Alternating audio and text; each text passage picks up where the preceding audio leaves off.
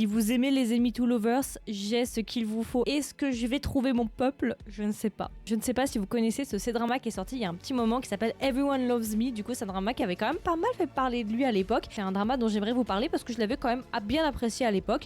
Et je me dis qu'il y a peut-être pas mal de gens qui sont passés à côté, donc pourquoi pas vous en parler. Soit en passant, c'est l'épisode du jour sur le podcast, vu que là on est en plein mois des dramas. Et du coup, je vais vous parler de Everyone Loves Me.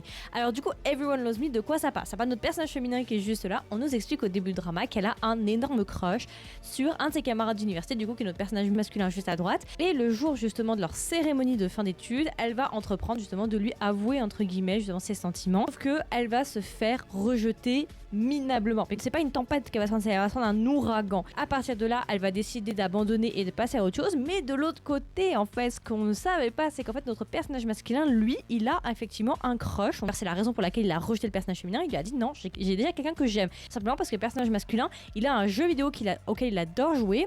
Et dans ce jeu vidéo, justement, il y a une des joueuses dont il est éperdument amoureux.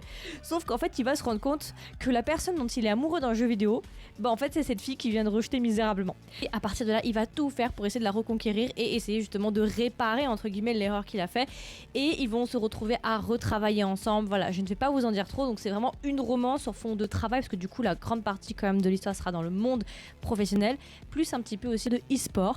Et voilà, je n'en dis pas trop, je vous laisse là, je vous laisserai regarder le drama. Moi, personnellement, je trouve que je l'avais bien aimé, Enemy to Lovers. Moi, j'avoue, j'aime beaucoup, j'adore ça. J'ai trouvé vraiment que le drama était sympa, c'est un petit drama pas prise de tête. Du coup, je me dis que ce serait sympa de vous en parler juste pour vous le recommander, pour vous dire qu'il existe. Si jamais vous voulez en savoir plus, c'est l'épisode du jour sur le podcast, donc n'hésitez pas à me rejoindre.